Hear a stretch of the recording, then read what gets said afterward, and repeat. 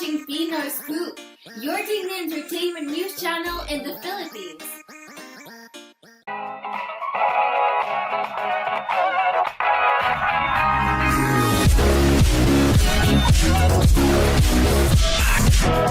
Roller coaster ride ito eh. Ano siya eh, para sa akin, pinaka-enjoy, pero pinaka-mahirap to. Siyempre, yung makasama ko si Boss FMG, si Vice, si Angel, sa ganitong klaseng programa, yun ang pinaka-unforgettable. Kasi hindi naman kami nagkasama-sama sa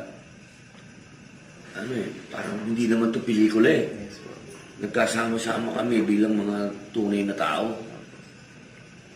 Special yun. Nakilala ko si Vice, nakilala ko lalo si Angel. Tagal ko na kasama si Angel pero masyadong professional ba yung tratuhan namin. Tapos si Boss FMG naman, lagi ako sa kanila nagbabagong taon.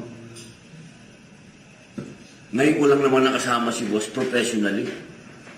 Medyo, siyempre, iba din yun.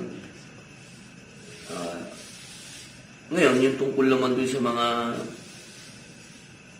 iba't ibang talent, parang nakikita ko din yung sarili ko nung araw.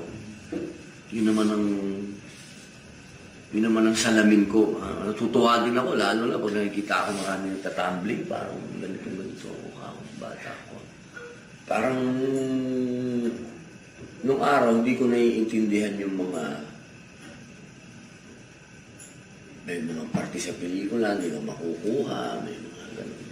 Isip mo lagi, ano ba nasa isip ng mga namili? Ano ba nasa isip ng judge na yun? Pero ngayon, ako na yung judge. Malinaw na wala ka namang intensyon na masama kahit kanino. Malinaw na ayaw mo namang pigilin ang talento ng isang tao. Pero talaga, siyempre, may rules. Yung rules, kailangan natin sundin.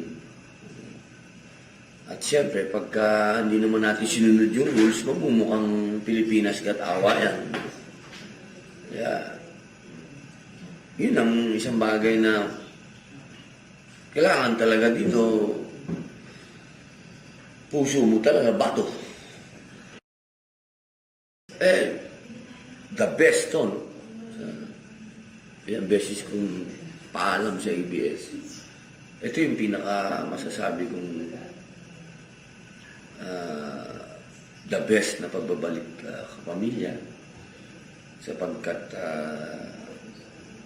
parang lahat ng hiningi ko, binigay nila.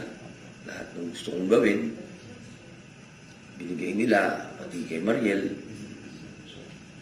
Maraming salamat. Buong pagkatao ko ay nagpapasalamat siyempre sa ABS-CBN. Thank you for watching today's entertainment news here at Pinoy Scoop.